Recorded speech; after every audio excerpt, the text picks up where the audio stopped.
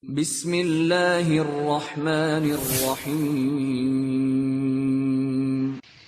Pertanyaan yang kelima, afwan Ustaz, bagaimana hukumnya jika seorang penghafal Quran tapi dia bermaksiat, pacaran atau punya hubungan spesial dengan lawan jenis? Masya Allah.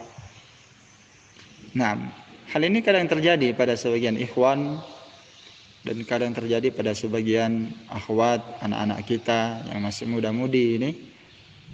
Nah, kadang mereka terjatuh dalam hal yang seperti ini. Iya, karena itulah sebenarnya anak-anak kita yang belajar Al-Quran, yang paling penting untuk diberikan pendidikan kepada mereka adalah pendidikan akhlak. Baik. Dan hal ini sering saya nasihatkan kepada anak-anak saya, para santri-santri saya yang sudah dewasa, bahwa kita menghafal Al-Quran bukan yang dilihat adalah banyaknya hafalan, tapi yang dilihat adalah pengamalan.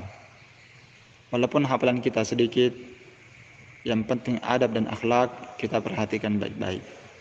Bagaimana seorang anak beradab dan berakhlak pada orang tuanya, ya. Dan untuk orang tua, anak yang belum punya suami itu hendaklah anak-anaknya diperhatikan, ya, dikontrol.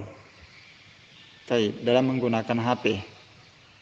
Iya, karena apalagi yang paling bahaya di sini adalah anak perempuan, ya. Lebih berbahaya anak perempuan dibandingkan anak laki-laki, ya. Nah, laki-laki itu walaysa dzakaru kal unsa. Laki-laki itu enggak sama dengan perempuan. Perempuan ini harus lebih dijaga, lebih diketatkan. Baik. Kalau dia bermaksiat seperti ini, maka tentu dia berdosa, ya. Tentu dia berdosa. Dan sekaligus menunjukkan bahwa ilmu yang telah dia hafalkan itu tidak bermanfaat ketika dia bermaksiat seperti itu. Menunjukkan bahwa dia masih jahil tentang Allah. Dan memang anak-anak sekarang kita ini, baik anak perempuan, baik anak laki-laki, apalagi anak perempuan yang masih muda belia, itu masih sangat labil sekali. Sangat butuh untuk dikontrol, sangat butuh untuk diperhatikan gerak-geriknya, tindakannya. Naam. Jadi yang berperan di sini sebenarnya orang tua, ya. Ya, kemudian anak-anak kita ini kami nasihatkan untuk para akhwat yang masih muda, yang sudah punya hafalan Quran, itu hendaklah berusaha, ya, bagaimana dia menghindari hal-hal yang seperti ini. Karena mencari jodoh di dunia maya seperti ini, apalagi sampai pacaran, itu sudah terlalu banyak yang terjatuh dalam kesalahan fatal, ya. Dan tentunya kalau dia berbuat seperti itu akan mengurangi iffah dia, kehormatan dia, dan akan mengurangi nilai plusnya sebagai perempuan.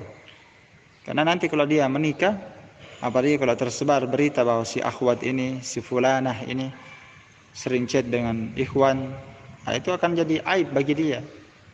Dan seharusnya dia memiliki rasa kecemburuan untuk suaminya nanti kelak.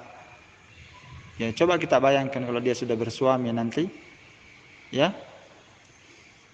Ternyata suaminya tahu bahwa istrinya ini sering berbuat seperti ini dulu waktu dia masih muda. Kan itu akan mengurangi rasa cinta suaminya kepada dia. Iya, baik.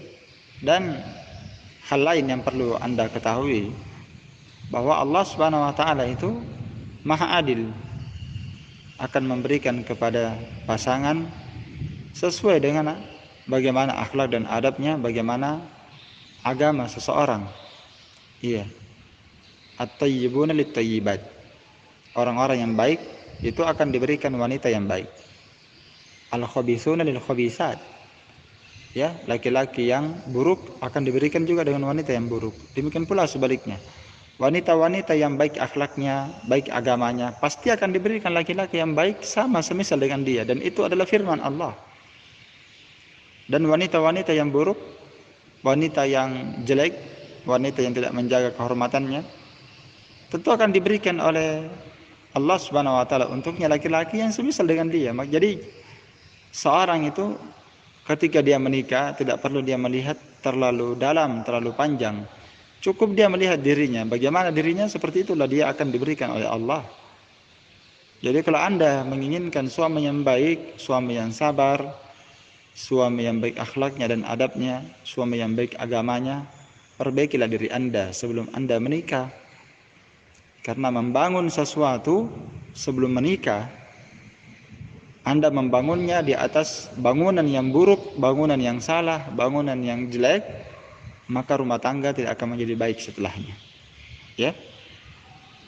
Dan kapan Anda membangun sebelum pernikahan, Anda membangun hubungan dengan baik sesuai dengan standar syariat, sesuai dengan perintah Allah Ta'ala dan Rasulnya, maka rumah tangga Anda nanti akan jadi baik. Apa saja yang dibangun di atas kebaikan, maka akan baik nanti. Dan apa yang dibangun di atas keburukan, kemaksiatan, maka tidak ada kebaikan yang ada setelahnya. Enggak ada keberkahan.